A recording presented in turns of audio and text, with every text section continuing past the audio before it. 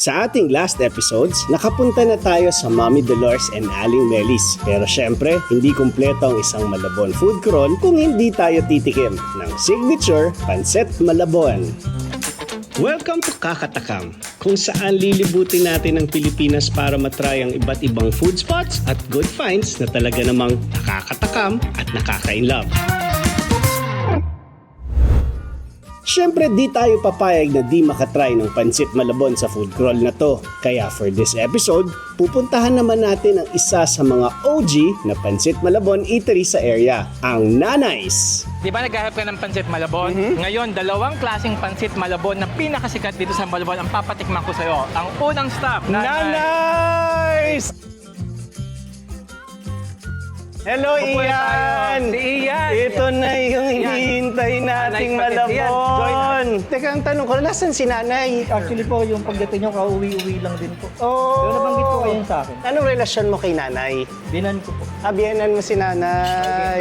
Ay, ito na, di makapaghintay ka. Si Chef, nagugutom Kasi na yata. naman, napakasarap ng pagkakakwento nyo. Ano bang special sa Nanay's Pancit Malabon? Sa pagkagawa po ng sauce, napaka-tagal po namin ginagawa yan. Sobrang pinapakulo po namin. Gagawin na po, tsaka lang po namin sinaserve sa pancit.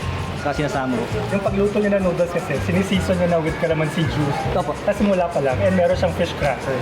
So, if mapapansin mo, hindi niya na kailangan ng pampaasim ng calamansi kasi meron ng lasa yung sauce. Sorry, hindi ko na napigilan na. Hindi ko na. Yung pagkakasabi ni Angelo, parang natakam ako lalo. Sa lahat ng taga Malabon, ako ang hindi nagsasawang kainin to. Ay, salamat Lagi po. ko siyang kinakain. Salamat po. Nataga dito na ako. Iba ang pakiramdam ng siyempre kumakain ka ng Pancit Malabon sa Malabon. Lagi ako kumakain ng Pancit Malabon kasi mahilig yung pamilya namin dito. Pero iba pala yung dating at pakiramdam pag dito ako kumakain. Tapos nararamdaman ko nga yung sinasabi mong merong kakaiba sa sauce ninyo. Hindi nakakasawa. Ang sarap. Binabagay niya sa pancit malabon. Opo, sir. Dito sa nanay. Puto. yeah, Teka ha. Ini-enjoy ko pa itong Pancit Malabon eh. Sarap ba?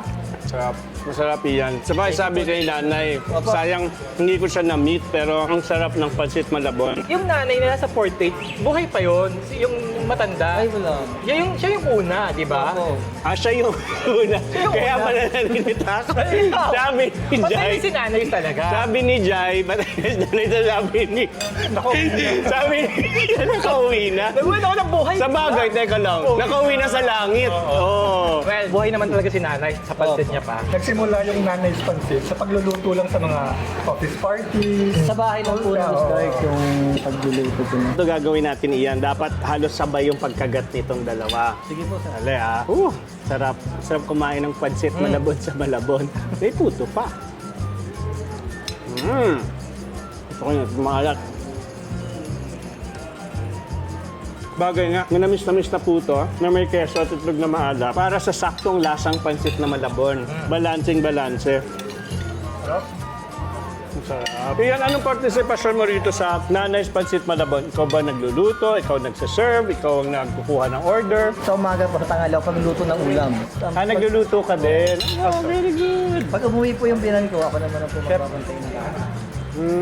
All around? Opo. Gano'n na katagal si Nanay? 40 years na po. 40 years! 40 years na to. Ba, 5 years? 19 na? 80s nag-start. 79 ako, 45, so 84. 1984. So, hindi na kayo naglalagay ng kalamansi? Hindi na po. Usually yung pancit Malabon, may nakahalo na yung kalamansi. Kakainin mo na. Balanse na. Balance na siya. On point siya. And of course, the patis na nilalagay nyo rito. meron din. Yun ang isa sa mga sikreto. Patis? Patis ng Malabon. Ano pa ba yung mga hindi namin nakikita? Fish crackers. Fish crackers din nilalagay nyo. Tinapa po meron. Tinapa meron din to. Ano pa? Pagmamahal pa. Ayun. Yan, Ian, May coach! pagmamahal. May coach! May coach!